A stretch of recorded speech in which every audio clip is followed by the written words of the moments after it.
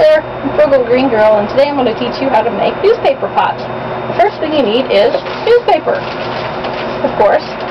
The newspaper you're going to want to use is just regular, ordinary newspaper. You're not going to want to use like the super shiny ads that have like a slick feel to them, because sometimes the ads that they use are printed with ink that contains heavy metals, and heavy metals aren't good for plants. So you're going to want to use just regular, ordinary newspaper.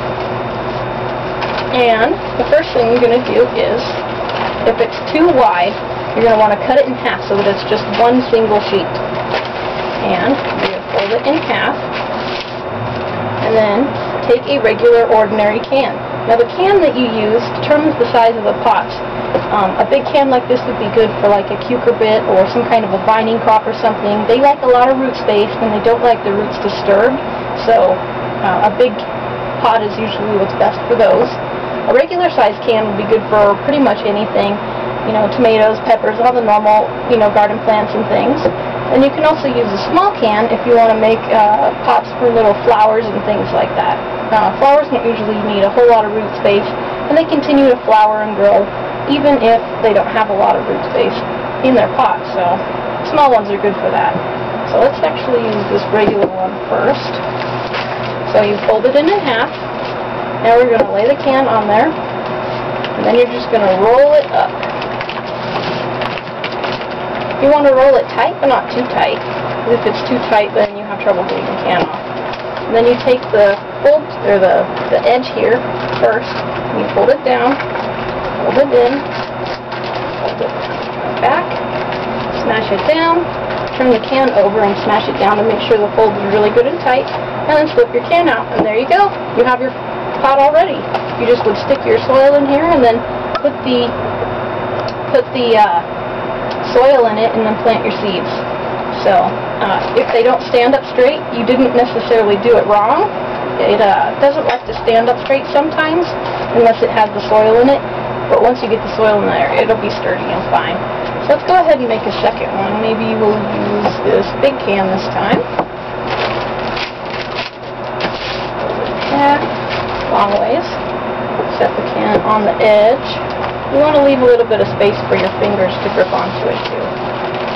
Roll it up as straight as you can. Fold it down on the edge. I'm going to fold it 5 times, it looks like this time.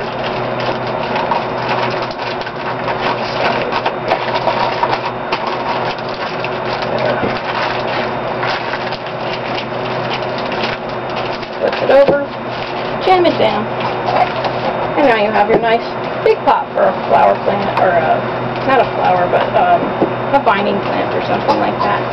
And now let's make one with the small can. This one is a little bit shorter than the other cans, so instead of folding it right in the middle, I'm going to fold it into thirds so that the paper doesn't end up too long.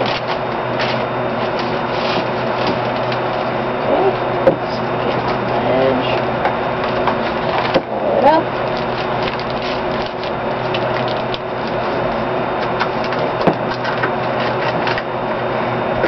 Fold it in, tighten it on, jam it down, and slide the can out. And there you go, a nice little cute flower pot for a flower. So when you actually go to plant these in the garden, you can actually plant them right in the soil like you would like a jiffy pot or some other plant, or you know, like the plants you get at a garden center. The newspaper isn't bad for the soil in your garden. In fact, it'll actually attract worms. I have a worm farm downstairs, and one of the things we feed our worms is actually newspaper because they really like to eat it. So if you plant the newspaper pot directly in the soil, the worms will come along and eat the newspaper, and it'll actually help aerate your soil in the garden, and it'll, you know, the leavings that the worms leave behind is vermicompost, or vermicastings, and that's actually also really good for your garden as well. It's a type of fertilizer, so they're totally safe to plant right in the garden, just the way they are. So, I hope you enjoyed the video. If you have any questions, feel free to ask, and thank you for watching.